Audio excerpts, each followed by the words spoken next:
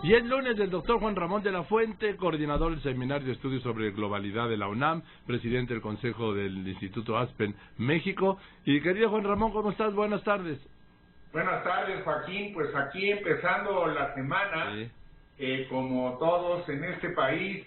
Pero antes de hacer un comentario breve sobre la jornada electoral del día de ayer, que lo haré en unos minutos si tengo tiempo, quisiera concentrarme fundamentalmente en otro evento que ocurrió la semana pasada, Joaquín, que me parece de la mayor trascendencia, no solo para México, sino para el mundo, y no quisiera que se eclipsara ante la luz de noticias que la jornada electoral nos ha dado desde ayer en la tarde y nos dará en los próximos días en México. Me refiero a la nueva irresponsabilidad del presidente Trump al abandonar los acuerdos de París, al decir que no mantenía el compromiso de su antecesor Barack Obama y que los Estados Unidos se retiraba de esos acuerdos que son fundamentales para el futuro de todos, absolutamente de todos, de ellos, los norteamericanos y del resto del mundo.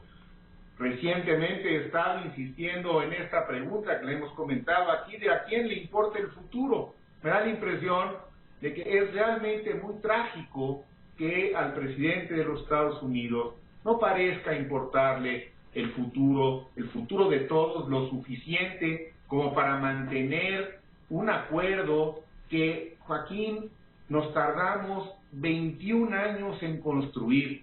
Y digo nos tardamos porque ahora te comentaré en unos minutos más que yo de manera muy modesta, pero tuve posibilidades de participar en la construcción de esos acuerdos cuando tuve la oportunidad de presidir el Consejo de la Universidad de las Naciones Unidas en Tokio, que es uno de los think tanks más importantes del sistema de Naciones Unidas y que le reportaba directamente al entonces secretario general Ban Ki-moon. Y te puedo decir que durante esos años todos los esfuerzos de todas las agencias de Naciones Unidas que involucraban a cientos de países estaban concentrados en tratar de construir los acuerdos de París que finalmente lograron suscribirse. 21 años de trabajo mundial y que por una reacción que me parece irreflexiva, me parece poco responsable, no acabo de entender bien cuáles pudieron ser las motivaciones, porque ciertamente no lo son desde el punto de vista de la protección del medio ambiente, tampoco parecen serlo desde el punto de vista económico. Esto no va a beneficiar tampoco a los estadounidenses, y sin embargo este señor, quizá por querer cumplir a toda costa con algunas de sus promesas de campaña, por satisfacer a sus bases, por desmarcarse de su antecesor y por decirle al mundo que no le interesa realmente estar en armonía con el medio ambiente, se retira de los acuerdos de París. Es realmente una tragedia, Joaquín. No puede ser, de verdad, que 21 años de negociaciones no se vean seriamente afectadas, porque se ven seriamente afectadas, porque alguien puede decir, bueno, es nada más un país, sí, pero es uno de los dos países más emisores de estos gases de invernadero, que son los que están fundamentalmente determinando el calentamiento global. Que él no reconoce. Que él no reconoce. Fíjate que el primer ministro Jinping, y que sigue en funciones, y Barack Obama trabajaron, la verdad, el presidente Obama junto con él trabajaron muchísimo, porque ellos dos eran actores fundamentales. Y luego hubo un francés que fue el presidente de la conferencia, Laurent Fabius, a quien tuve oportunidad de conocer en alguna ocasión, que realmente es el mejor negociador que yo he conocido en el mundo. Él fue capaz, porque todavía cuando se llegó a esa conferencia había un documento de más de 50 cuartillas que la mitad de los países no estaban convencidos de suscribir, y en un alarde negociador logró quitar, modificar cláusulas de manera que lo redujo sustancialmente, se quedó con las cláusulas fundamentales y se firman los acuerdos. Y ahora pues nos encontramos con esta, de verdad, yo la veo como muy grave, muy irresponsable, va a ser de graves consecuencias para todos. Y claro, lo que estamos viendo es que el señor, como lo dijimos aquí en su momento, lo conversamos tú y yo, algunos todavía no nos creían, está cumpliendo todos y cada uno de sus dichos de campaña hasta donde él es capaz de hacerlo.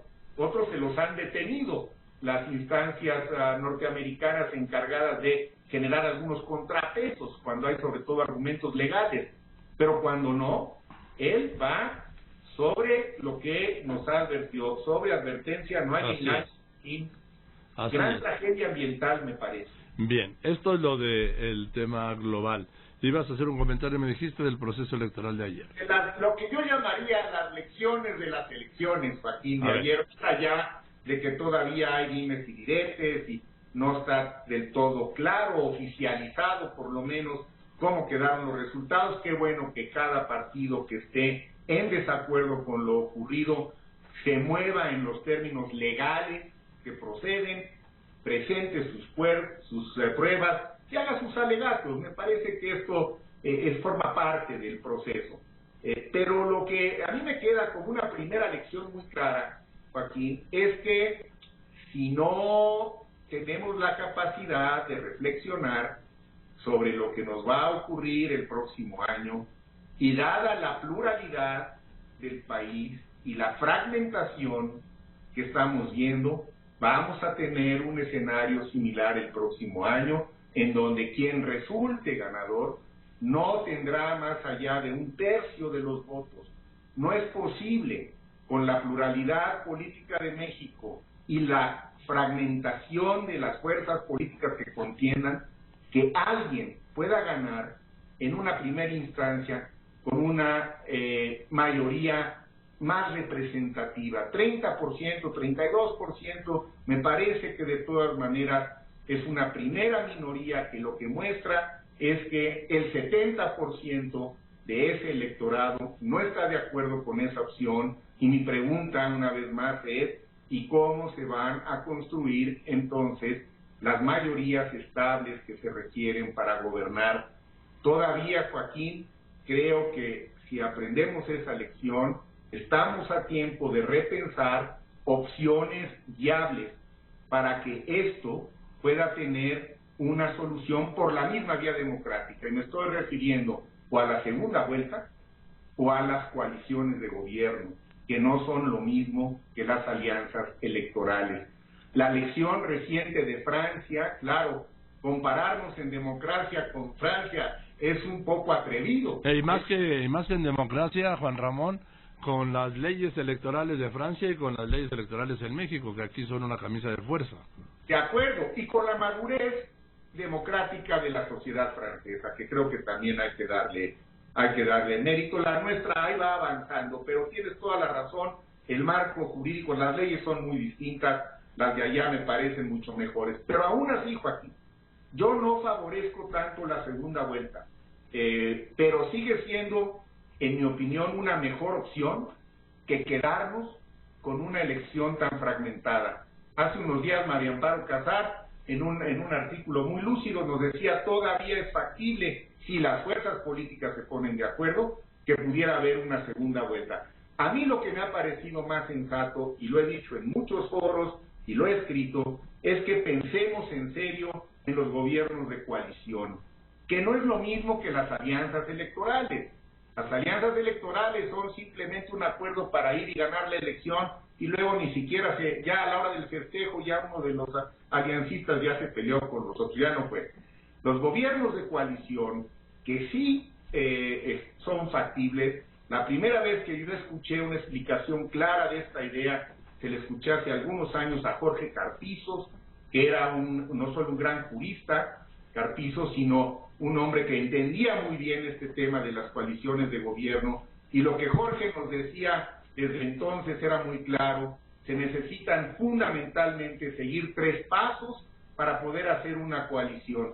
Tener un programa común que se comparta por 2 o más fuerzas políticas, después definir los mecanismos de selección de candidato o candidatos, y finalmente ir en alianza para ganar la elección y poner entonces en marcha el gobierno de coalición. Me parece que si no hacemos uso de alguna de estas dos opciones, las segundas vueltas o los gobiernos de coalición, el próximo año vamos a enfrentar una situación parecida a la que ahora se está viendo fundamentalmente en el Estado de México. Vamos a ver cómo queda Coahuila, pero me parece que estamos a tiempo de repensarlo, Joaquín, porque si no, después, independientemente de quién gane, volveremos a enfrentar durante los años subsecuentes el gravísimo problema de no tener una mayoría estable en las cámaras que impida que muchos de los programas de gobierno puedan desarrollarse y ejecutarse, y a ver si con esta modalidad se pueden resolver algunos de los problemas que hasta ahora no hemos sido capaces de resolver con el esquema actual. Y también, pues de paso, serviría para, en efecto, actualizar algunas de las leyes. Esa es una gran lección, Joaquín, y la otra es, necesitamos precisamente lo que señalabas de las leyes, ver qué se tiene que hacer para que la ciudadanía sienta que hay más garantías en el proceso, Joaquín, que se cumplen con las reglas.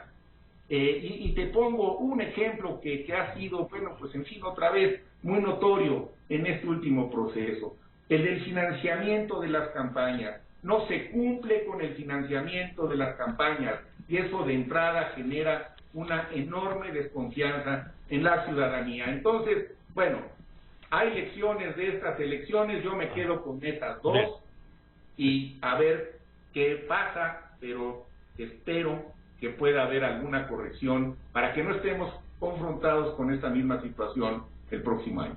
Muy bien, gracias, querido Juan Ramón. No estamos confrontados con la situación ni entre nosotros mismos. Gracias, querido Juan Ramón. Te mando un abrazo. Muy buenas tardes, el doctor Juan Ramón de la Fuente, coordinador del Seminario de Estudios sobre Globalidad de la UNAM.